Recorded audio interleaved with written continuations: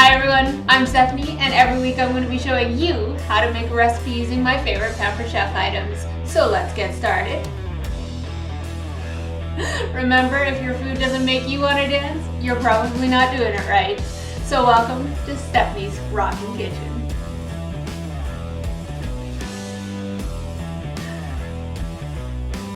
Hello everyone, and welcome back to my Rockin' Kitchen, where we are going to be making pumpkin oat muffins this week. And you know why? Because it is a holiday weekend here in Canada, so we are getting a little festive. And to do that, we are going to be using some of our prep stuff from Pampered Chef. So this is our classic batter bowl, and it has liters and mils on one side and cups and ounces on the other, all measured out for you so that it's easy to know exactly what you're doing. This is an 8-cup capacity. And it comes with a fancy nylon lid which fits on nice and tight, seals on there. And one of the best things about this is that it is not only dishwasher safe, but it is fridge safe, freezer safe, and get this, you can put it in the oven up to 350 degrees. So if you have one of those fancy little Barbie cakes or something that you want to make for your child, this is the perfect thing to do it in, because you cook everything up, and then once it's cooled off, you flip it over, and your cake is already in that perfect dress bell shape. You just stick your Barbie in the center and decorate it up, and you got that wonderful Barbie cake already done for you. So to this, we have added 1.5 cups of flour, 1/2 cup of packed brown sugar, 1/2 cup of granulated sugar, and 1 tablespoon of baking powder. So we're going to add in 3/4 of a cup of instant oats. You want to make sure that they're instant, because if you use the regular ones, they're just not going to cook in time, and you're going to end up with a little bit of crunchy, dry oats in your muffins, and nobody likes that. We want to add in 2 teaspoons of cinnamon and 1/2 teaspoon of nutmeg.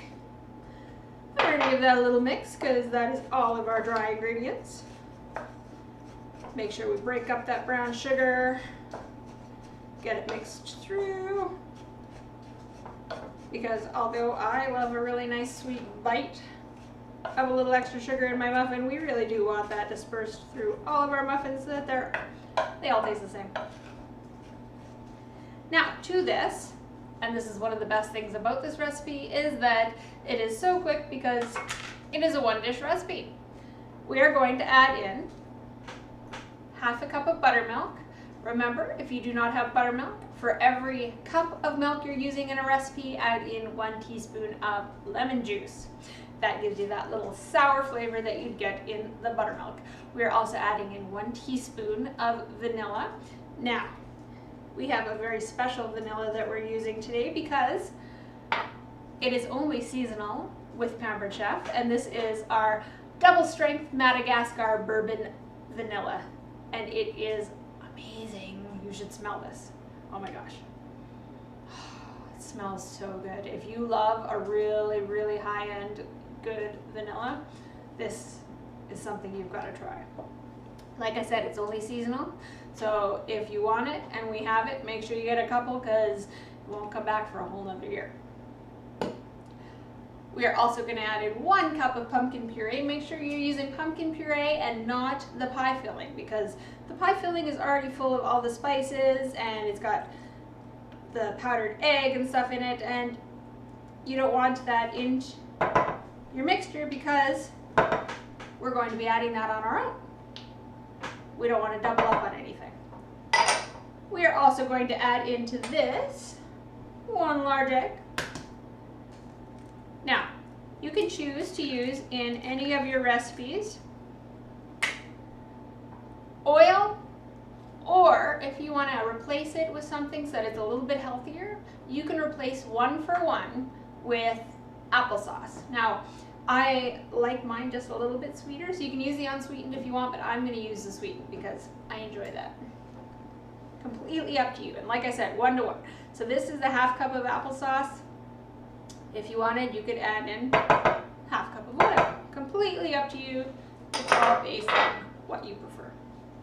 And we're going to give this a good mix. Make sure you really break up that egg because nobody wants a big chunk of omelet in the middle of their muffin. And to mix this, I am using a Pampered Chef bamboo mixing spoon. Now, you'll never believe how long I've had this one for. This bamboo spoon is 14 years old. And yes, I mean that, it's 14 years old. I got it 14 years ago, and I know that exactly because my daughter was a year old, and she is now 50. So I can always keep track of how long I've had my Pampered Chef products. And this thing is still in amazing shape, and guess what? We still sell these. So if you want a mixing spoon that is not going to break down on you, this is the one you want to get. And the best part, it's dishwasher safe and it doesn't get that horrible, gross, dry, woody feeling. I hate that. Make sure that's all good mixed up. Okay, so I'm just going to give this a good scrape off. Now this recipe is perfect for making exactly 12 muffins. And I am going to use my Pampered Chef 1 ounce scoop. You can get this in the 2 ounce scoop or the 3 ounce, but I want to use 2.5 ounces for a scoop. So it's easier for me to use the 1 ounce instead of the 2 ounce because it's easier to measure a 1/2 ounce in this scoop than it is in the 2 ounce scoop. So each one of these is going to get 2.5 scoops. And that is actually perfect for this recipe. We're going to fill up our muffin pan. Now this muffin pan has already been pre-sprayed. I sprayed it with a little bit of my favorite pan spray. Use whatever brand you like best. And, little secret, your baking pans, like your loaf pans, your muffin pans and stuff, never wash them with soap and water, because when you do that, they become sticky, and we don't want anything to stick in our pan. That's why they start to get so dark, especially if you go into like a professional bakery. Their pans are like black, and it's because, well, they don't really get washed, but they're always clean. They still get sanitized. But they stay non-stick because we're not washing anything off with soap. And we're going to fill all these up, and I'm going to show you that this works pretty much exact, which I love because consistency in baking is key. If you don't have consistency, then it's never going to turn out for you. Make sure we give that a good mix. And because I have a sweet tooth and I like to eat a lot of baking, I love it when it turns out. That's one of the best things about making videos, is you always end up with double. Little hint there. Make yourself a video, you end up with twice the muffins, and you've got a good excuse for it. These are actually really great for a breakfast too, because they've got the oats and the egg and the pumpkin, which is really high in fiber. Great to serve to your kid before they head off to school.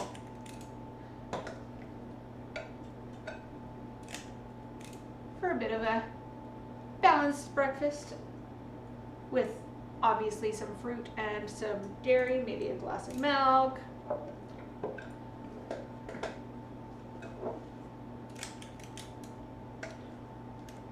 Look at that.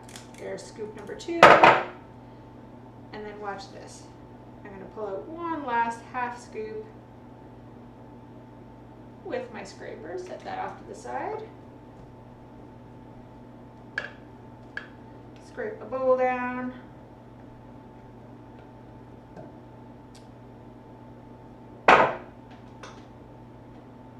half scoop into that one, and then this one also needs the half scoop because I remember that I did not add that, and I got exactly half scoop left in this bowl. Look at that. How perfect is that?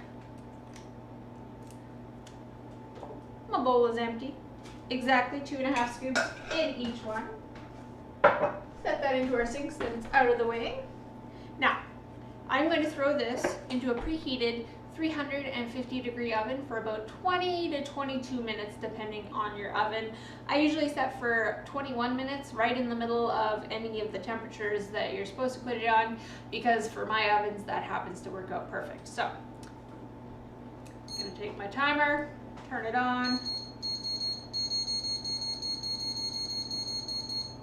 set it for 21 minutes. I will push go as soon as I put this in the oven.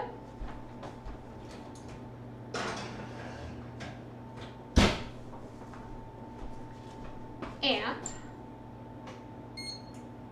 in 21 minutes, I will have amazing pumpkin oat muffins. Now, this is what I'm talking about when I say they will come out perfect. I didn't even use the papers, and I don't need to because my pans are completely non-stick. They just pop right out.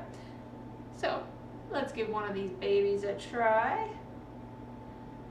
Look at that, 21 minutes perfectly cooked inside. Love that.